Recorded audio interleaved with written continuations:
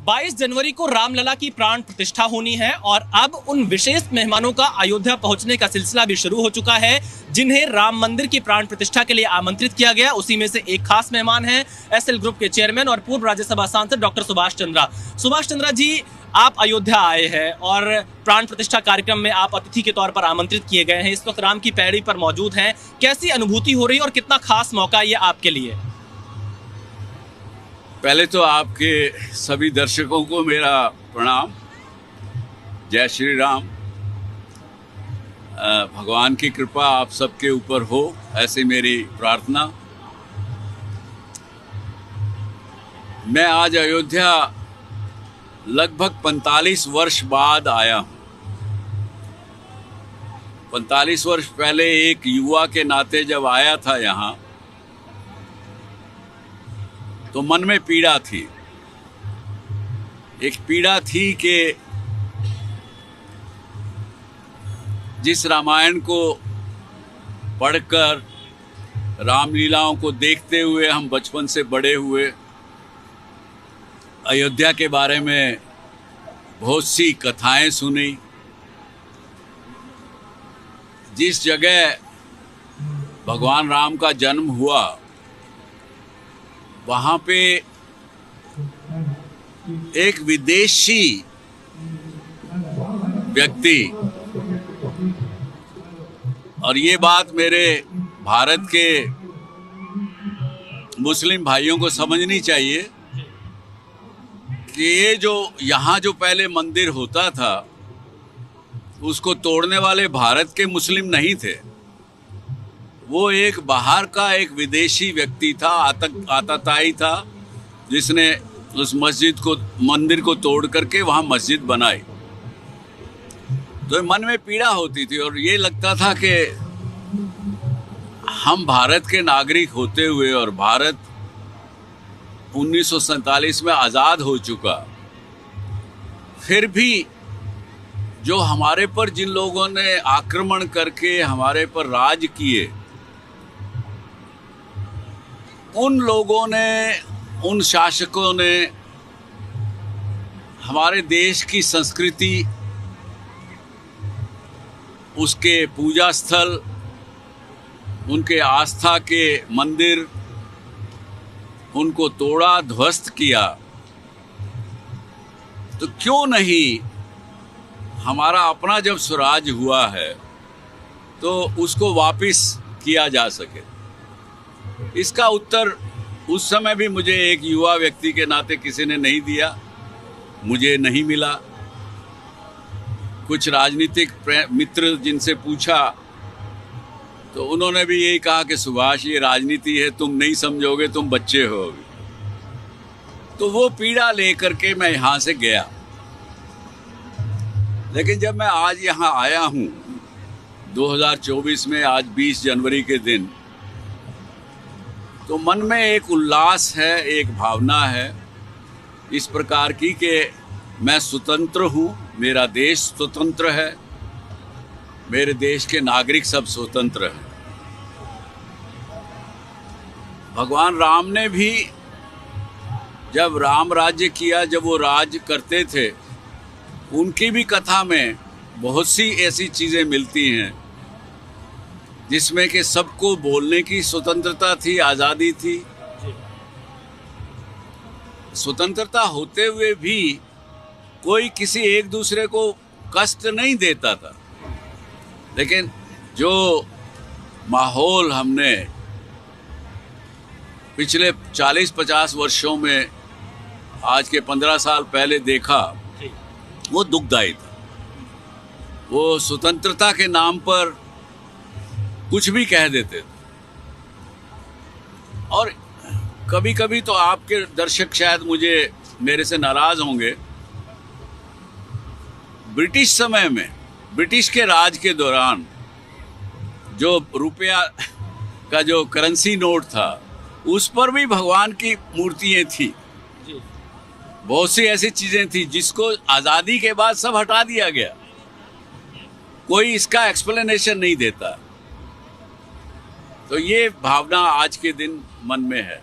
सुभाष जी, क्योंकि आपने राजनीति का भी बहुत दौर देखा है, क्योंकि राम मंदिर और भारत की राजनीति दोनों साथ साथ चलती रही है, अब जाकर कहीं पटाक्षेप हुआ है, तो क्या आपको लगता है कि राम मंदिर को लेकर कोई राजनीतिक समझ इससे पहले नहीं हो पा रही थी कि एक समझौता हो, कोई बातचीत हो, रास्ता खुले अयोध्या को लेकर?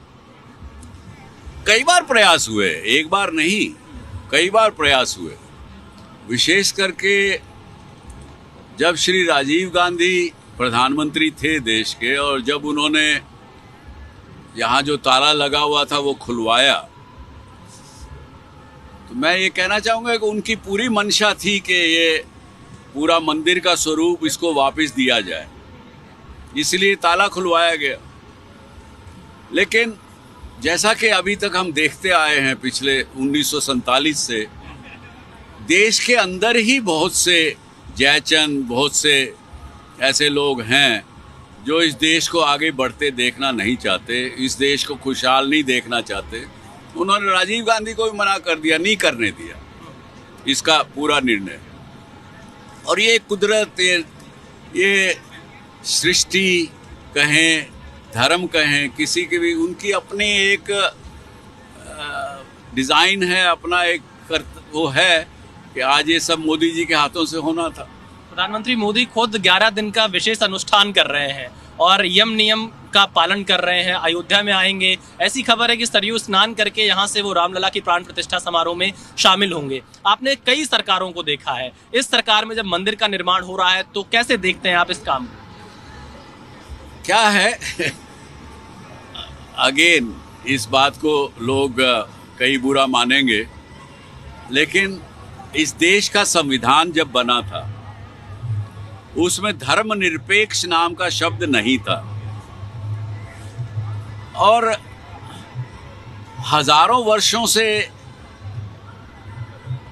बहुत से राजा, बहुत से सब युग बीते, देखे गए।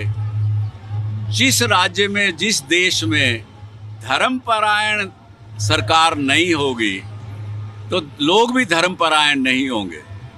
आपने तो धर्मनिरपेक्ष कह दिया, इसका मतलब आप धर्म को फॉलो ही नहीं करना चाहते और धर्म को जानते भी नहीं हैं। धर्मनिरपेक्ष तो कह दिया आपने, लेकिन धर्म की परिभाषा नहीं की।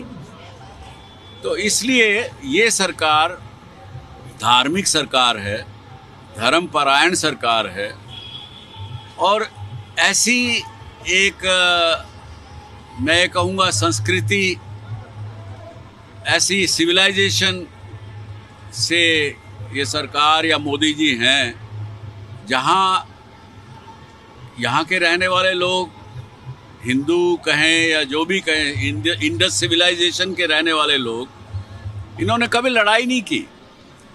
इन्होंने सभी धर्मों को और सभी बाहर से आने वालों को अपनाया।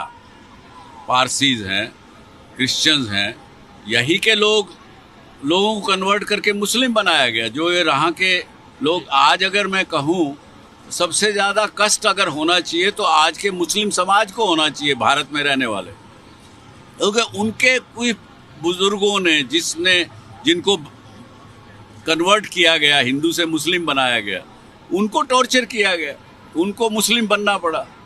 तो आज के मुस्लिम भाइयों को ये मानना चाहिए कि उनके बुजुर्गों ने जो हिंदू थे उनको टॉर्चर करके मुसलमान बनाया गया, तो कष्ट उनको ज़्यादा होना चाहिए। लेकिन हिंदू समाज ने लड़ाई का रास्ता नहीं चुना, इसीलिए ये जो संस्कृति, हमारी सिविलाइजेशन बची रही। वरना आप देखें तो रोमन सिविलाइजेशन है, मिस्र की सिविलाइजेशन है, बहुत सी और दूसरी सिविलाइजेशन थी, ख़त्म हो गई, क्योंकि उन्होंने लड़ाई लड़ी अपनी सिविलाइजेशन को बचाने के लिए, अपनी संस्कृति बचाने के लिए। हिंदू ने क्या कहा?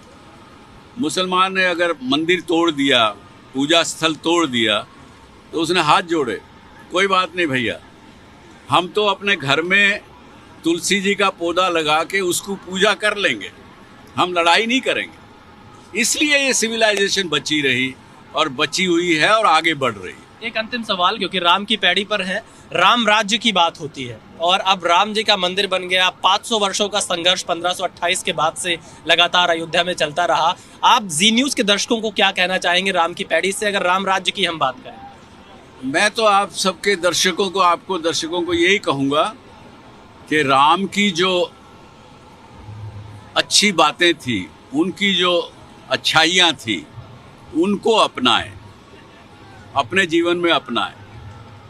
मुझे दुख होता है बहुत बार, मैं जब देखता हूँ कई अपने आप को राम भगत कहने वाले लोग अपने ही परिवार में अपने ही भाई से धन और संपत्ति के लिए जब लड़ते हैं और फिर दूसरी तरफ जाके राम के मंदिर में पूजा अर्चना करते हैं, वो सही वास्तव में वो राम के भगत नहीं है।